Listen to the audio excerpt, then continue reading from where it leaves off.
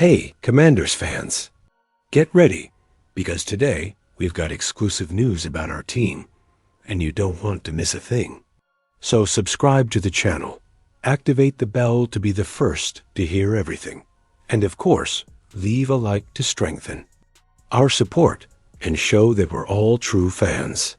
We're committed to bringing you the latest updates, news, and everything that goes on behind the scenes at the Commanders. So without further ado, let's check out today's news. Why a Commanders veteran has a lot to prove in 2025A.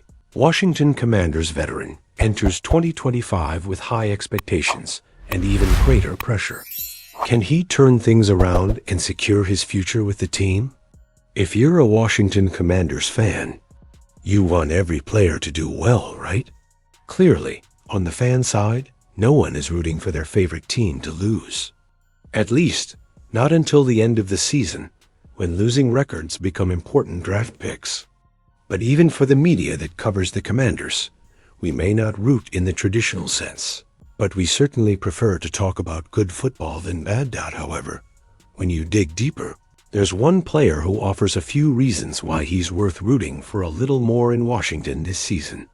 Many of us are already rooting for Jaden Daniels, because, of course, and Terry McLaurin, because he's A, very good, and B, fulfilled his role to the hilt as a pillar of the franchise before Daniels. How about giving a little love to the other pillar of the roster who really suffered everything in Washington? Jonathan Allen's departure this offseason leaves Darren Payne, drafted 13th overall in 2018, as one of the longest tenured Commanders. Someone who started 84 consecutive regular season games for the team, only 38 of which ended in victories, including 12 last season, says NFL.com /S Tom Blair, who recently identified one player from each NFC team to root for. The 28-year-old deserves, as much as anyone, to celebrate Washington's transformation into a legitimate contender. It's even better if Payne, whose pressure and sack numbers had declined after a 2022 season with 11.5 sacks, can translate the positive impact he's generating into renewed dominance on the field. Payne played a career-low 742 snaps for the Commanders last season.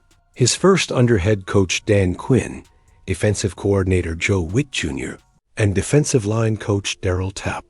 However, he led all defensive linemen in snaps, showing that the drop in usage wasn't a matter of displeasure for Payne. Pro Bowl safety still looking for a team. With the Commanders a top priority, a Pro Bowl safety remains unsigned ahead of the 2025 season, and the Washington Commanders could check off the most important item on their wish list. We often focus on what a team like the Washington Commanders looks for in new players, whether through trades, signings, or the NFL draft. At every step of the way, we're constantly reminding ourselves of what a Commanders player looks like to help narrow the pool of candidates. Just like teams, players themselves often have criteria they want their team to meet, especially when deciding who to sign as a free agent. For a safety who has been selected to the Pro Bowl multiple times and still doesn't have a team, Washington clearly meets their top criteria.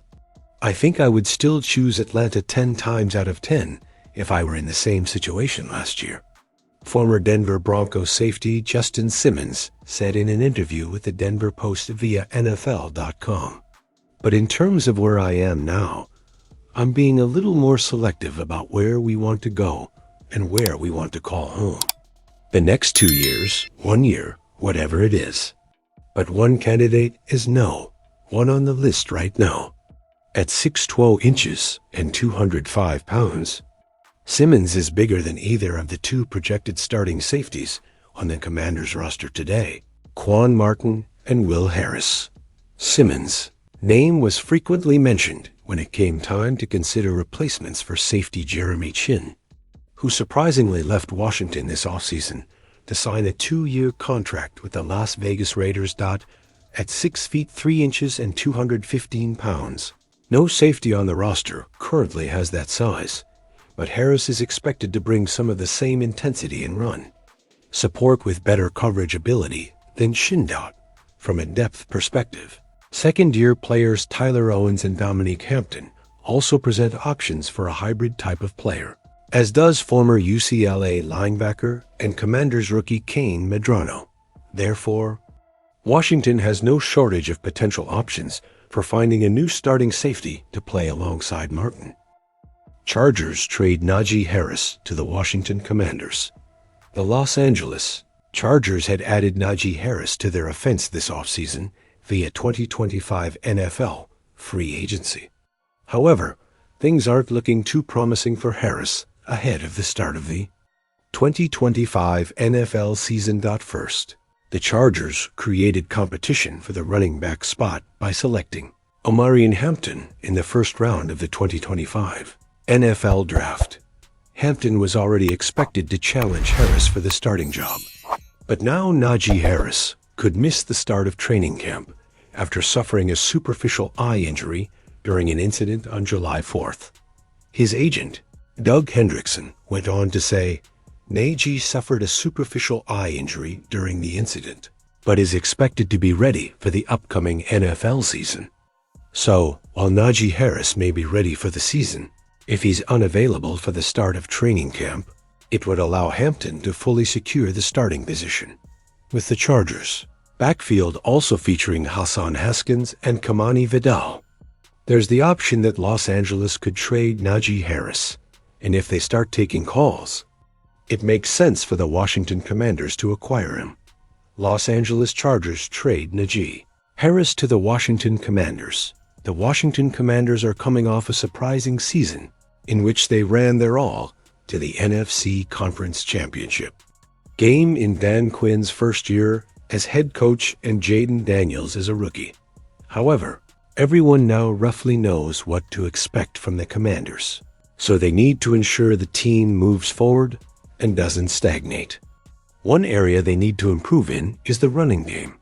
The current running back room consists of Austin Eckler and Brian Robinson Jr., who joined the dual-threat Jaden Daniels.